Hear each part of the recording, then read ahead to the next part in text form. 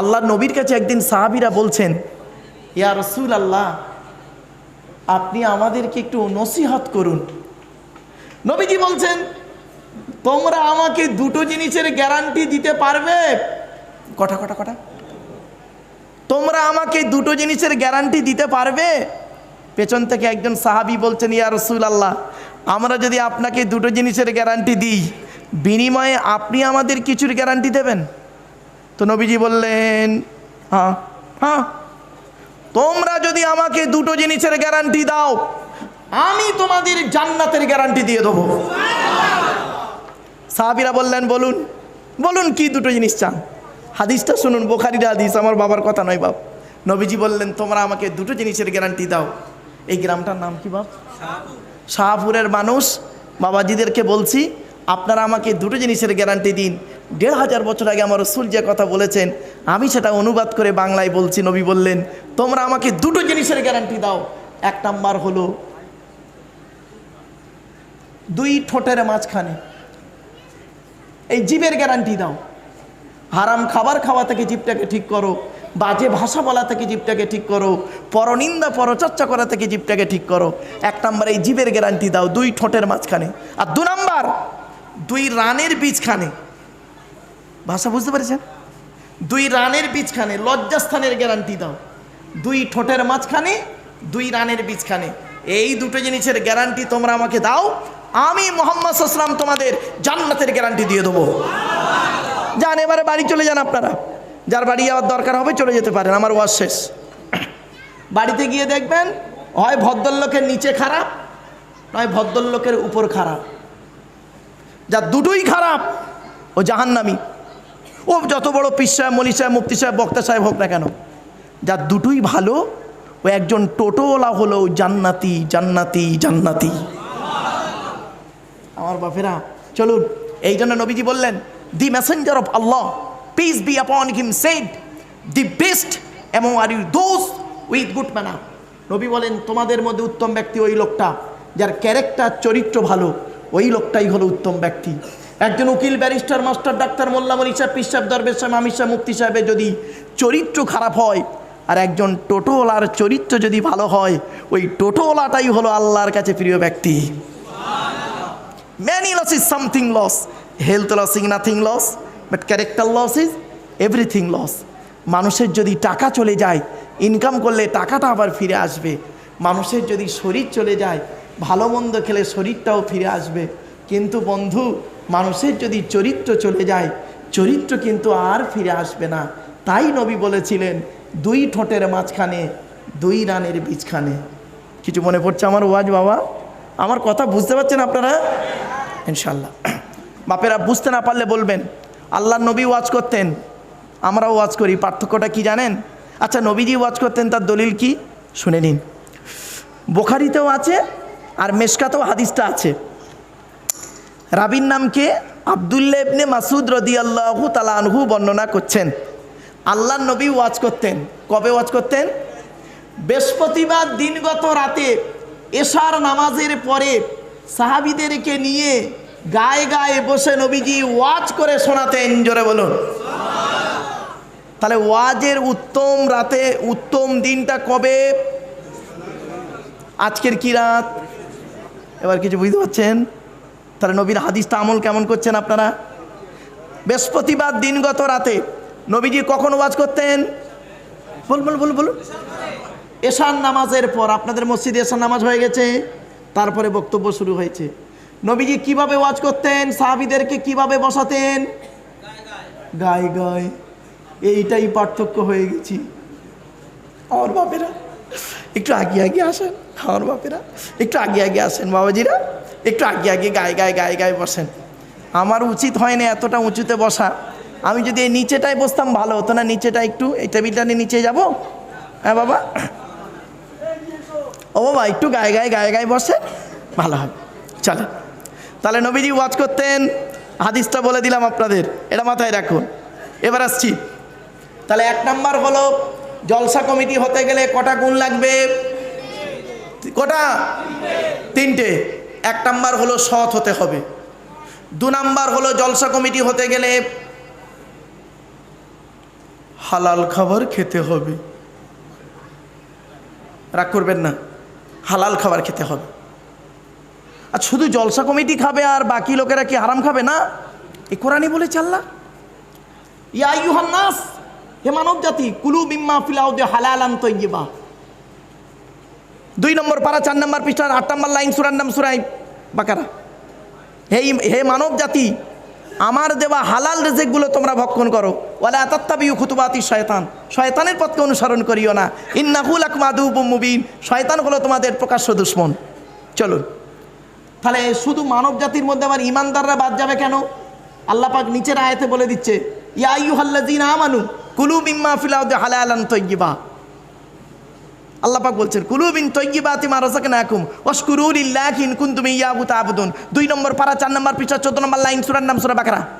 হে ইমানদার বান্দাগণ, আমার দেওয়া হালাল রিজিকগুলো তোমরা ভক্ষণ করো। তাহলে 1 নাম্বার হলো কি বাবা, জলসা কমিটি হতে গেলে সৎ হতে হবে। 2 নাম্বার হলো হালাল খাবার খেতে হবে।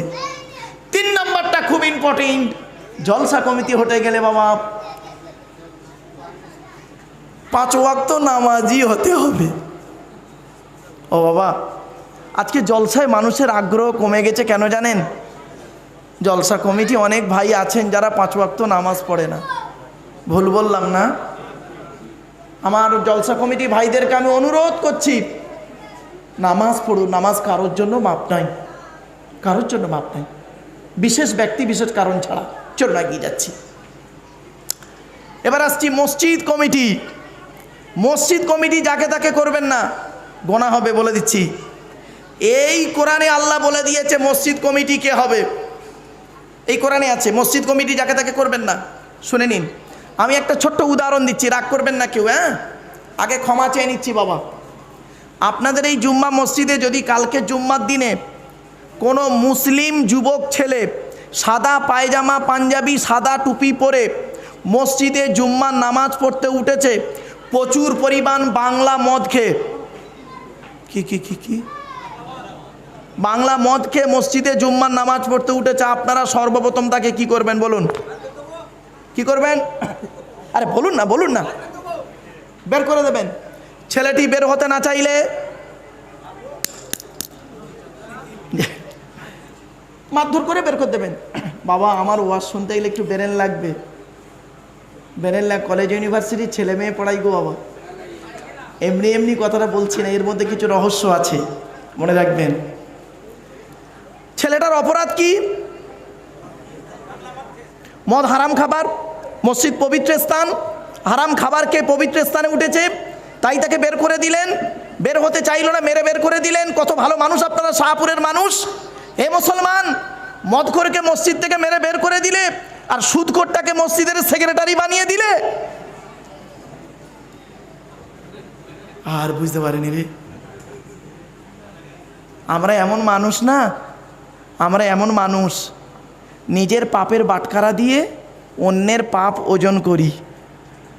আমার ভাষা বুঝতে পারছেন? নিজের পাপের বাটখারা দিয়ে, মানে পাপ করে করে করে করে 1 কেজির একটা বাটখারা করে ফেলেছি। আমার নিজের পাপের বাটখারা দিয়ে অন্যের পাপ ওজন করছি। আমরা এমন মানুষ না। দুধওয়ালাকে বলি, এই দুধে পানি দিসনি তো, আর মদে পানি ঢেলে খায়। আমরা এমন মানুষ না। দুধওয়ালা লোকের বাড়ি বাড়ি যায়, দুধ কিনে কেউ খেতে চায় না। মদওয়ালা দোকান দিয়ে হিঙ্গলগঞ্জে বসে আছে, মোটর সাইকেলে তেল পুড়িয়ে মদ কিনে খেয়ে হাজি সাহেবের বেটা রোজার মাসে মদ কিনে খেয়ে লকাবে চুপ মেরে বসে আছে। আমরা এমন মানুষ না। 100 টাকা চোরকে 100 টাকা চোরকে গাছে বেঁধে মারি, আরে 1000 কোটি টাকার চোরকে স্টেজে তুলে ফুলের তোড়া দিয়ে তাকে সংবর্ধনা জানায়। ঠিক না বে ঠিক? আমরা এমন মানুষ। চালনি বোঝেন? চালনি, চালনি কি বলে, কি বলে? ওই মা বোনেরা আটা চালে কি বলেন আপনারা? চালন, চালন, আমরা চালনি বলি। আচ্ছা, এক দেশের গালি অপর দেশের বলি, এই তো চলে। চালনি, চালনি বোঝেন, চালন, চালন, চালন। আচ্ছা, চালনের পিছনে কটা ছিদ্র থাকে? অগণিত। আর সূচের পিছনে ছিদ্র কটা? একটা। তো চালনি একদিন, ওই চালন একদিন সূচকে বলছে, চালন কাকে বলছে? সূচকে বলছে, এই তোর পিছনে ছিদ্র কেন রে? তা সূচ কি উত্তর দেবে? বুঝতে পারেনি না? এবার বুঝতে পেরেছেন? চালন সূচকে বলছে তোর পিছনে ছিদ্র কেন বল। তা সূচ কি উত্তর দেবে? আরে আমার তো একটা, আর তোর? ছোট্ট একটা উদাহরণ দিচ্ছি, রাগ করবেন না। আমি একটা আঙুল আপনাদের দিকে লাগিয়ে বলছি, সরি ক্ষমা চেয়ে নিচ্ছি, আপনি চিটিংবাজ। আচ্ছা, কটা আঙুল আপনার দিকে আছে? কটা? একটা। আর তিনটা আঙুল কোন দিকে? মানে টিবিল চিটিংবাজ। কিছু বুঝতে পারছেন? ওয়াজ আমার বাড়িতে আগে ব্রেনটা ঠিক করে নিন, তারপরে কোরআন হাদিস ঢোকাবেন। আপনাদের হাতে সময় আছে তো বাপ? হ্যাঁ, আচ্ছা ঠিক আছে। আসলে আমি অসুস্থ মানুষ তো, আমি স্কুল থেকে ডাইরেক্ট না স্কুলের ড্রেস পরে চলে এসেছি। এখন আমি মনে মনে ভাবছিলাম যে আমার এই ড্রেস দেখে এরা না মনে করলো ও লোক চেরা জামা পরে এসছে, মনে হয় তবলিগ ধারণা হয়। ও বাবা শুনে নিন, হাদিসটা বলি আপনাদের। আল্লাহ রসুল বলেছেন, ইন্নাল্লাহা লা ইয়ানজুরু ইলা সুওয়ারিকুম ওয়ালা ইলা আমালিকুম ওয়ালাকিন ইয়ানজুরু ইলা কুলুবিকুম ওয়া নিয়াতিকুম। আল্লাহ পাক তোমাদের বাহ্যিক আকৃতি দেখে না, কে লম্বা, কে বেঁটে, কে কালো, কে ফর্সা, কে বড় জামা পরেছো, গোল জামা পরেছো, চেরা জামা পরেছো, গোল টুপি পরেছো, পাগড়ি পরেছো, এটা আল্লাহ দেখে না। ওয়ালা ইলা আমালিকুম, আল্লাহ পাক তোমাদের আমলগুলোও দেখে না, কে কত রাকাত নামাজ পড়ে কপালে দাগ করে ফেলেছো, এটাও আল্লাহ দেখে না। তা আল্লাহ কি দেখে? ওয়ালাকিন ইয়ানজুরু ইলা কুলুবিকুম ওয়া নিয়াতিকুম, আল্লাহ পাক তোমাদের অন্তরটা দেখে, তোমাদের নিয়তটা দেখে। এই জন্য বুখারীর প্রথম হাদিস হলো ইন্নামাল আমালু বিন্নিয়াত, প্রত্যেকটা কাজ তার নিয়তের উপরে নির্ভর করে। জোরে বলুন। তো আমার বাপেরা খবরদার, বাহ্যিক আকৃতি দেখে কোনোদিন কাউকে খারাপ মনে করবেন না। আপনারা হয়তো মনে মনে ভাবছেন মনি সাহেবটা খুব শিক্ষিত লোক না। বাবা, আমি তেমন শিক্ষিত মানুষ নই গো। এখানে অনেক মানুষ বসে আছে আমার থেকে অনেক জ্ঞানী। আমার জ্ঞানটা হলো সীমিত কিছু বই পুস্তক অক্ষর সিলেবাসের জ্ঞান, আর আপনাদের জ্ঞানগুলো হলো বিভিন্ন রকম কোয়ালিটি কোয়ান্টিটি বক্তার বক্তব্য শোনা জ্ঞান। তো আমি মনে করি আপনাদের জ্ঞানগুলো হলো প্রশান্ত মহাসাগরের মতো জ্ঞান, আর প্রশান্ত মহাসাগরের উপরে ছোট্ট একটা কলসির মতো আমার জ্ঞান। আমি আপনাদের জ্ঞান দিতে এসেছি, এটা যেন কোনো দিন ভাববেন না আমি আপনাদের জ্ঞান দেওয়ার ক্ষমতা রাখি নাই। পেশাগত দিক থেকে বর্তমানে আমি একজন উচ্চ মাধ্যমিক হাই মাদ্রাসার শিক্ষক, কলেজ এবং ইউনিভার্সিটির ছেলে মেয়েও পড়াই। কাজে কাজে আমাকে একজন ছাত্র বলতে পারেন। বাবা, তওরাত বলে একটা কেতাব আছে, নাম শুনেছেন? সেই তওরাতের আমি একজন ছাত্র, জবুরের একজন ছাত্র, ইঞ্জিলের একজন ছাত্র, এবং শ্রীমতী ভগবত গীতারও একজন ছাত্র, আর দি হলি কোরআনের আমি একজন ছাত্র। এই 5টা ধর্মগ্রন্থের ছাত্র হিসাবে আজ আপনাদের কাছে আল্লাহ পাক আনিয়েছেন। টু দি পয়েন্টের উপরে কয়েক কটা কথা বলবো। বাবা, একটু ধৈর্যের পরিচয় দিন। চলুন এগিয়ে যাচ্ছি। মসজিদ কমিটি হতে গেলে কটা গুণ লাগবে আল্লাহ পাক কোরআনে বলেছেন। বলবো? আমি বলবো কি বলুন? মনে থাকবে? বলবো? ও, আপনাদের আগ্রহ দেখে মনে হচ্ছে মসজিদ কমিটির সঙ্গে আপনাদের ফ্যাকশন। রাগ করবেন না, এমনি বললাম। চলুন, মসজিদের দায়িত্ব তারাই নেবে। কোরআনে আছে, আয়াত, লাইন, পারা, পৃষ্ঠা সব বলে দিচ্ছি। 10 নম্বর পারা, কত কত কত 10 নম্বর পারার 8 নম্বর পৃষ্ঠার একেবারে 9 নম্বর লাইনে সূরার নাম সূরা তাওবার 18 নম্বর আয়াতে আল্লাহ নিজেই বলছে মসজিদ কমিটি কে হবে। আল্লাহ বলছেন, অসুবিধা হচ্ছে বাবা? ও আচ্ছা, এবারে ঠিক আছে বাবা। হ্যাঁ, আসলে মাইকটা খুব ভালো, মাইকওয়ালাকে দোষ দেবেন না, অভ্যাসটা আমার খারাপ। আমি মাঝে মাঝে না এদিক ওদিক করি, তাই আপ ডাউন হয়। মাইকটা যথেষ্ট ভালো, ওর পয়সাটা কালকে দেবেন দয়া করে, খুব টেনশনে আছে। এমনি বললাম, দোস্ত খুব টেনশনে। চলেন, আল্লাহ পাক কোরআনে কি বলছে দেখি। ইন্নামা ইয়ামুরু মাসাজিদাল্লাহ মান আমানা বিল্লাহ ওয়াল ইয়াউমিল আখির ওয়া আকামাস সালাত ওয়া আতাজ যাকাত ওয়ালাম ইয়াখশা ইল্লাল্লাহ ফাআসা উলাইকা আন ইয়াকুনু মিনাল মুহতাদিন। এই আয়াতের বাংলা মানেটা শুনুন, শুনলেই বুঝতে পারবেন মসজিদ কমিটি কে হবে। আল্লাহ নিজেই বলছে মসজিদ কমিটি তারাই হবে যাদের মধ্যে 5টা গুণ থাকবে। কটা 5টা গুণ। কে? 1 নম্বর মান আমানা বিল্লাহ, যে ব্যক্তি 100% আল্লাহকে বিশ্বাস করবে, জোরে বলুন সুবহানাল্লাহ। 2 নম্বর ওয়াল ইয়াউমিল আখির, যে ব্যক্তি 100% কিয়ামতকে বিশ্বাস করবে, জোরে বলুন। 3 নম্বরটাই দেখুন ওয়া আকামাস সালাত, যে ব্যক্তি 5 ওয়াক্ত নামাজ আদায় করবে, জোরে বলুন। এই অনেক মসজিদ কমিটি নামাজ পড়ে না, ঠিক না বেঠিক? বাবা এত সহজ নয়, এত সহজ নয়। ও তোমাদের কাছে মসজিদের সভাপতি, আল্লাহর খাতায় নয়। কোটিপতি লোক 2 লক্ষ টাকা দিয়েছে, তাই তাকে সভাপতি বানিয়ে দিয়েছো। ও তোমাদের চোখে সভাপতি, আল্লাহর কোটে নয়। কোরআন বলছে, আমি বলিনি। 4 নম্বর হলো ওয়াতাজ যাকাত, যদি তার উপরে যাকাত ফরজ হয় আদায় করতে হবে, গরিব হলে আদায় করতে হবে না। এই অনেক মসজিদের ক্যাশিয়ার আছে, হিসাব চাইলে খালি পালাচ্ছে। 20 বছরের মসজিদের হিসাব দেয়নি। রাগ করবেন না, মসজিদের জায়গা, মসজিদের জমি, মসজিদের সম্পত্তি আত্মসাৎ করে খেয়ে নিচ্ছে, ঠিক না ঠিক? 5 নম্বর হলো ওয়ালাম ইয়াখশা ইল্লাল্লাহ, মসজিদ কমিটি ওই লোকটা হবে যে লোকটা আল্লাহ ছাড়া কাউকে ভয় করবে না। এই 5টা গুণ যার মধ্যে থাকবে সেই লোক মসজিদ কমিটির দায়িত্ব নিতে পারবে, জোরে বলুন সুবহানাল্লাহ। চলেন, আমি আপনাদেরকে বলেছিলাম জলসা যখন দেবেন 3টে জিনিসকে ঠিক রাখবেন। 1 নম্বর হলো বক্তা, 2 নম্বর হলো কমিটি, 3 নম্বর হলো শ্রোতা। শ্রোতা হতে গেলে আপনাদের 3টে গুণ লাগবে। কি? শরীর পাক। তো আপনাদের প্রত্যেকের শরীর পাক আছে। 2 নম্বর কাপড় পাক, আপনারা যে যেমন কাপড় পরে আছেন পাক আছে। 3 নম্বর জায়গা পাক। মসজিদের সামনেই আলোচনা চলছে, সুন্দর পরিবেশ, পবিত্র অবস্থায় জায়গায় বসেছেন, আলহামদুলিল্লাহ, খুব সহজ জায়গায় বসেছেন। চলুন এবার আমার আলোচনার দিকে একটা করে যাই।